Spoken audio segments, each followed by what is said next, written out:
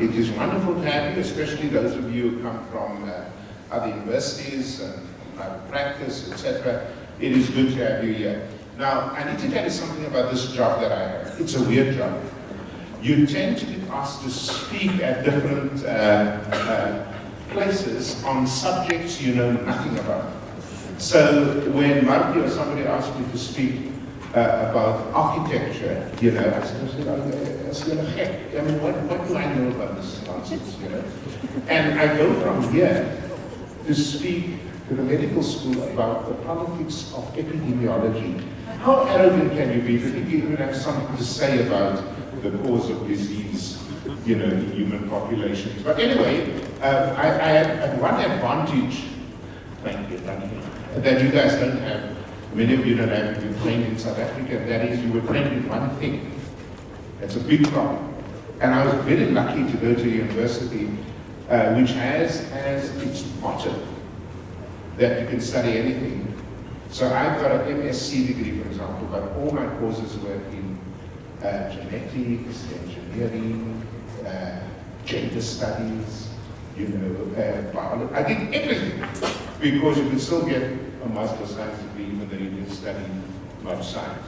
So I think our program that we have here called the UFS 101 is an attempt, in fact, to give students exposure in the first year, no matter what their discipline, to astronomy, nanotechnology, law, ethics, etc. If anyone who wants access to that curriculum, very welcome. Because I think before you get to school, you need to get educated.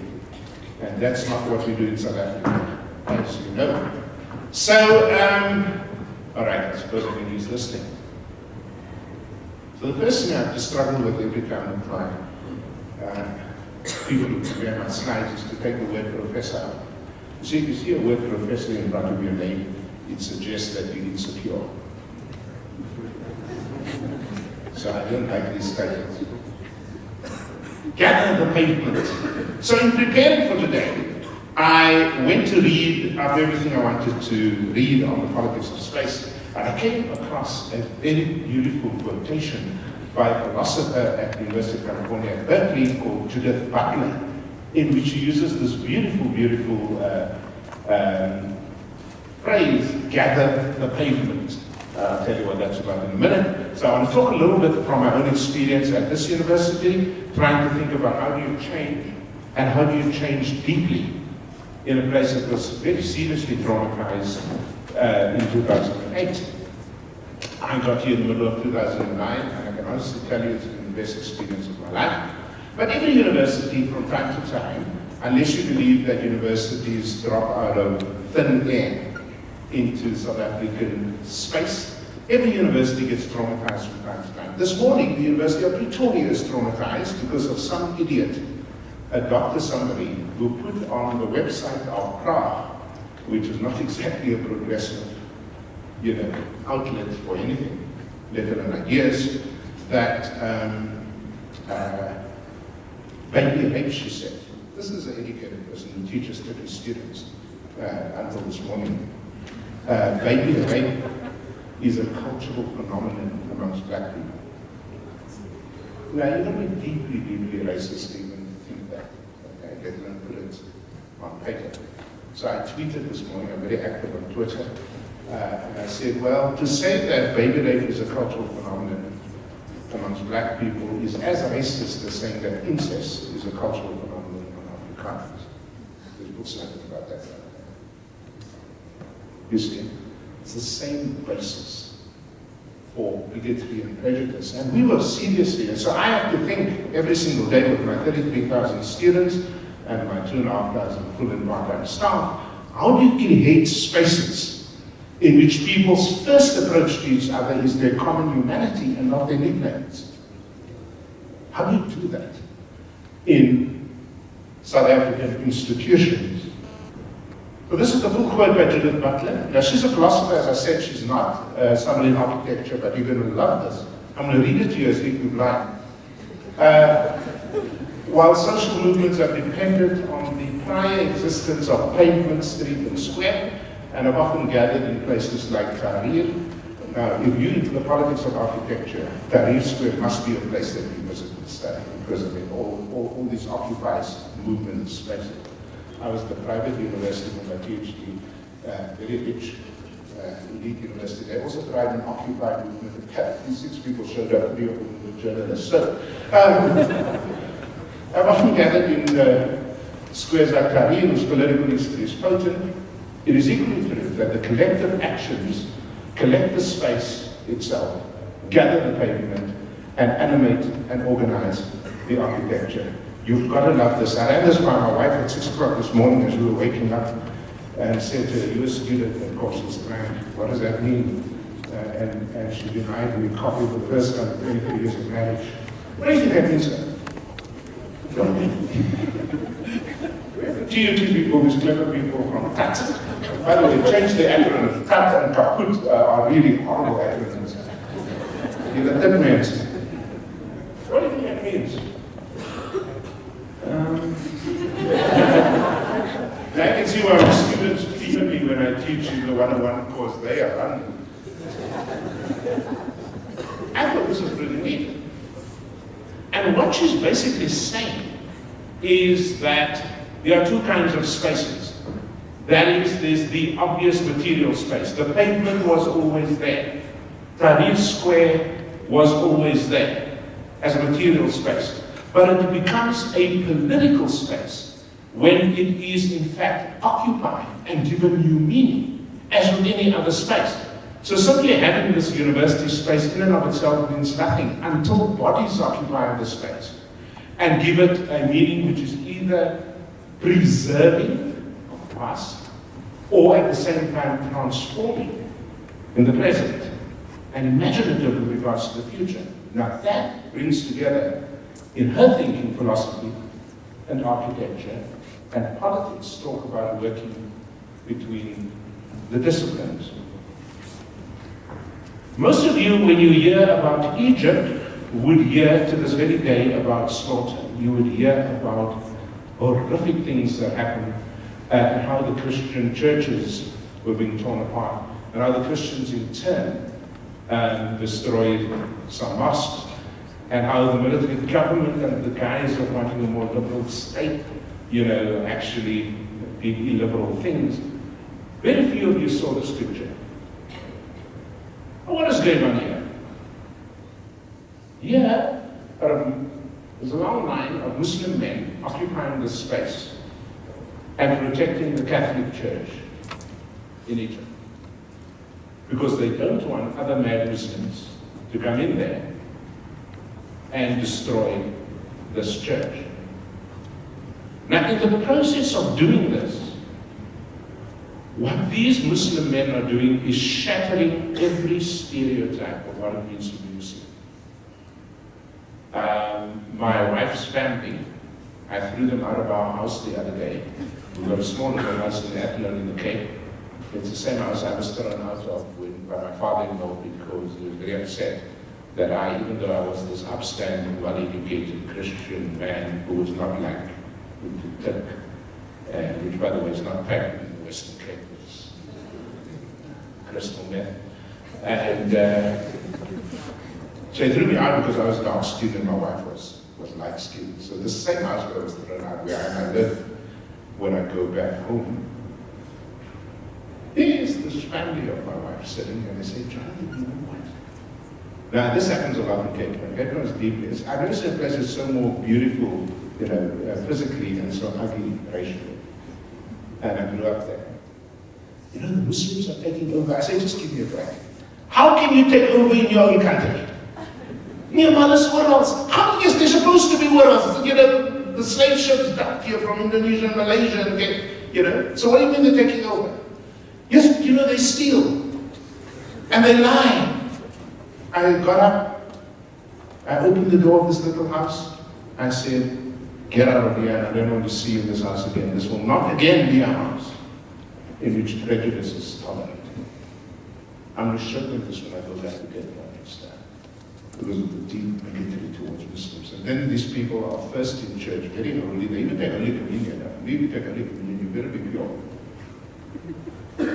But not this way. This shatters stereotypes. And whether that stereotype is Muslim, Christian, gay, straight, black, white, urban, rural, middle class, poor. What is important when we occupy spaces like a university is important to occupy it in a way that transforms the space into the kind of decency that is required in any democracy. But this is my favorite photo of the year. Then this happened on our campus. We were playing the old enemy, which at the University of Free State, when I got here, I discovered that's Potchefstroom or Northwest. I don't know why they become the competition. God help us. Our standards are so low. But so there is this huge fight every year, right? In rugby. And they tend to beat us because, you know, you need a lower AP score when you play in the poor A. And but on this particular day, we won. And in the last dying seconds of the game, this lock forward, this fella. Now this is 2010, so we were still bruised out of race. This guy grabs the ball, coming out of the loose scrum, jumps over the fellow players, literally dives over the line as the buzzer goes off, signaling the 80-minute end of game. And out of the blue, a young student from the Eastern Cape runs onto the field out of sheer joy, grabs this guy by the face. Now, I didn't show you the next frame just to protect your Calvinist modesty. And plants an almighty kiss on his juicy lips. It's very what you're about. Now, I want you to imagine you're black in a game associated with white Afrikaans-speaking people, at least in South Africa, right? Just imagine that. Imagine you're at a university that just had this horrible racial incident where everybody just lived in separate camps. Imagine you're a woman in a man's game. Imagine you're young. Imagine you're from the Eastern Cape and you come into Bloemfontein and you have the guts to run from the stands at the back onto the field where the game is still live, because if you know anything about rugby, there's still something called the conversion to cover, right? Or the conversion attempt. And you take in front of 15,000 people a white guy's face. And they call me lady, as they say in my part. And you plant this kiss on his lips. What you've just done is precisely how this country, in my view, was saved. When Nelson Mandela, who knows nothing about rugby, he was a boxer, goes after Francois Pienaar, the end of the World Cup in '85, and lifts that trophy. And Van Zyl Slabbert, the late Van Zyl Slabbert, in his book, says in the stands, there were guys with these socks, and short boots, and socks, brown socks, AWB guys. And he says, as they look down on Madiba, hugging Francois straight, he says, those tough, racist men were crying and pointed towards the field and said, "Oh, I must be president." And you thought it was rugby. And you thought it was a rugby field. And you thought it's a man's game. And you thought all this stuff, and in one powerful occupational act, the girl transforms this young woman in public view. a space at our university. If you ask me, where did the real transformation of courses begin? And we still have a long way to go, don't get me wrong. It began that day, against the old enemy. The other day I saw two students in front of my office, and I have to confess, I am socially conservative.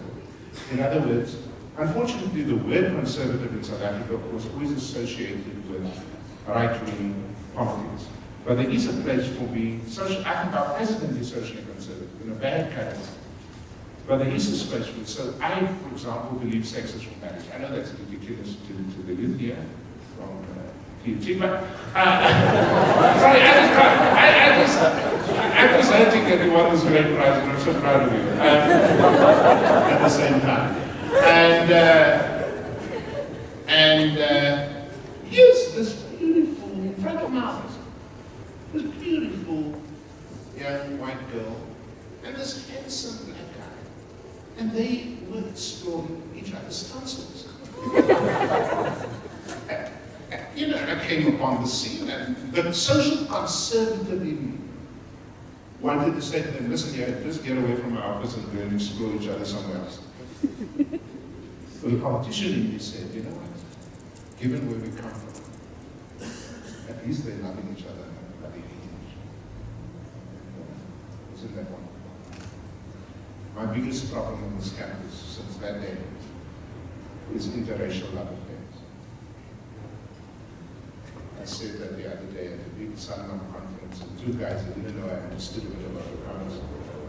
Two guys, white guys in front of me, one said to the other, I just let him say, you're fuck, we can watch too.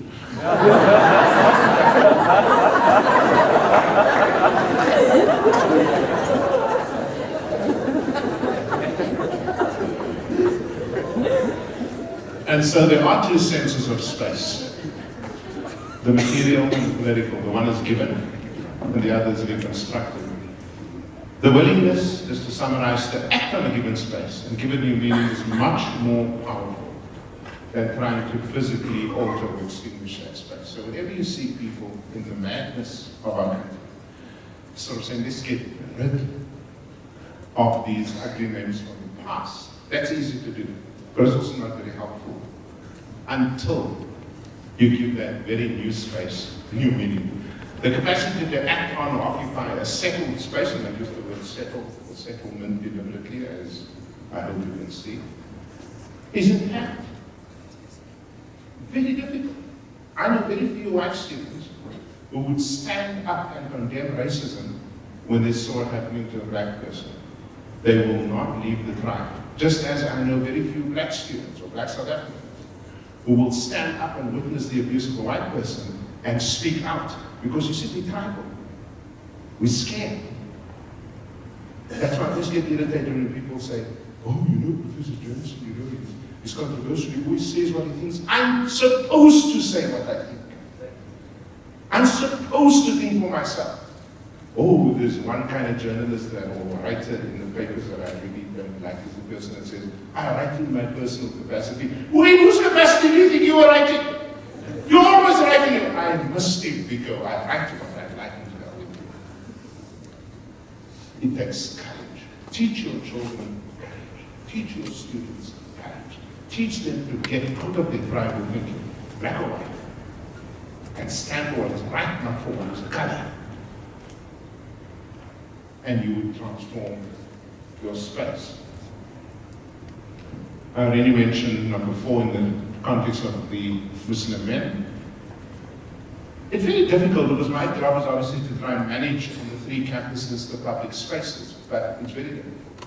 Because you get 2 kinds of people largely on many of our university campuses. The one is the people asking for displacement, let's just get rid of the statue of President Steyn. And then there's the others who just want to keep it for no good reason other than that it was always there. But the best way to change a place is through our students. And one of the best pieces of work that I've ever seen that is deeply transformative, not just politically, but epistemologically, is a piece of work done in Marty's, I must get used to the new department's name, Henry's department, on reconciliation in these public spaces. An amazing piece of work. Paint yourself on it before you do it. But that's the best way to change. And we must develop new solidarities that cross these boundaries of race, ethnicity, religion, social class, and the like. And when we begin to do that, then you begin to understand how absolutely important it is that you, as professional architects, understand the important role you have to play in the transformation of South Africa. Thank you very much.